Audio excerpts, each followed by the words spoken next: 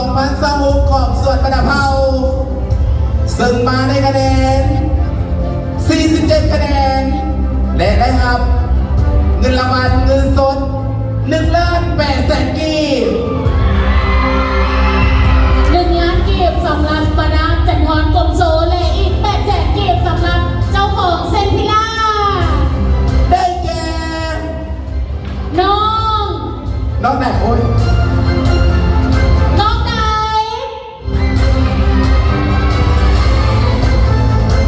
สำหรับผู้ที่ได้รับเงินรางวัลหรือว่าได้รับรางวัลชนะเลิศ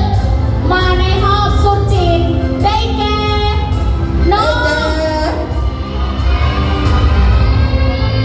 จินดาวงคำจีนขอเสียงปรบมือส่งเสริมเพื่อวันนี้ได้โอกาสมื้อนี้ก็เป็นวันเลนไทน์เนาะที่ว่าเพื่อนแข่งความรักสนั่นของเขากับมิเตหนึ่งกับมิเกก็ฉลองปีใหม่ดังฉลองความรักเนาะ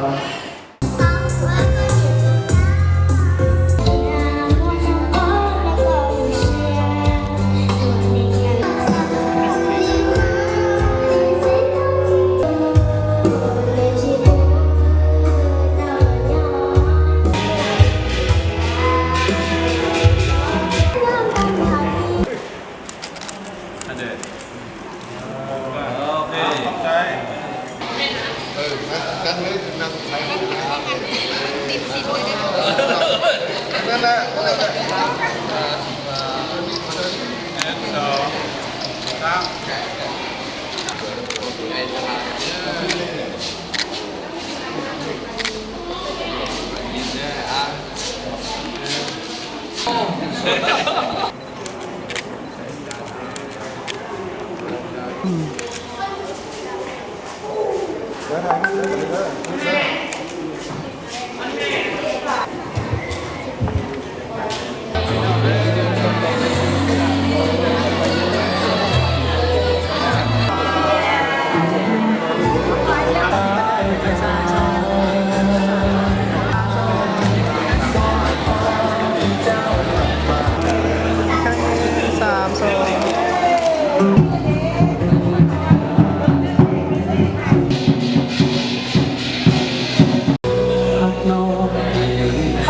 บนสู่ของเลขาพักเมืองพระท่านคณะกรรมการปกครองเมืองในไซทอง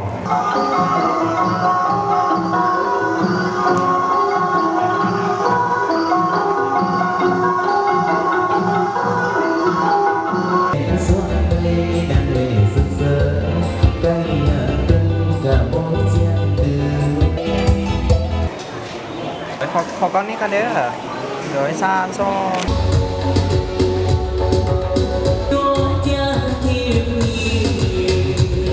อาจารย์ทางกับที่โอกาสนี้ก็อวยพรให้พระนักเขาตลอดของเราอยู่ดีมีแห่งเหตุสำเร็จหน้าที่การงานการธุรกิจ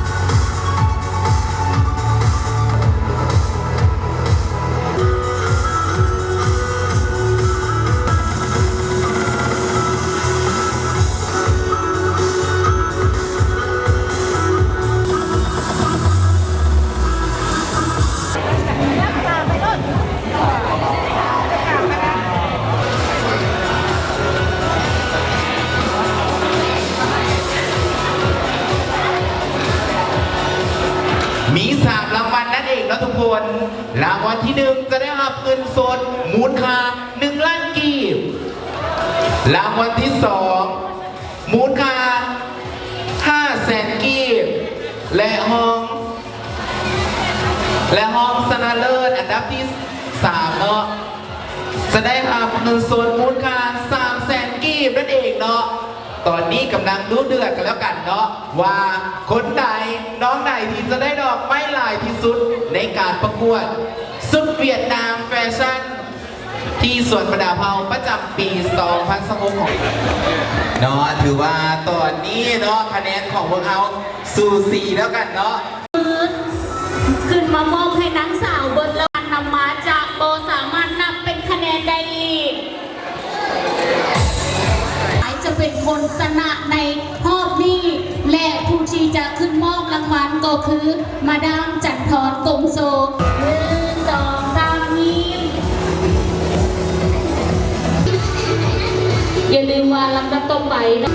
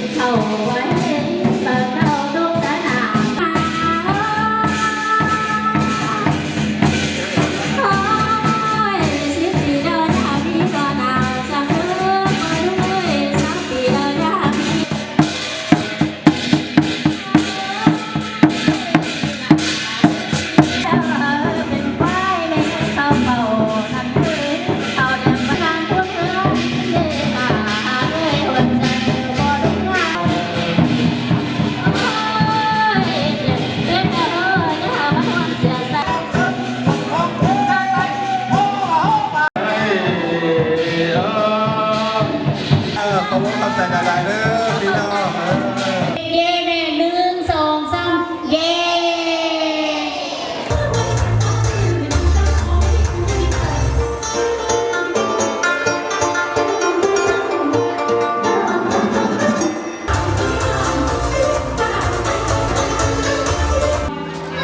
เอาส่งเงินรางวัลแน่ส่งเงินรางวัลแน่ ส่งเปาแน่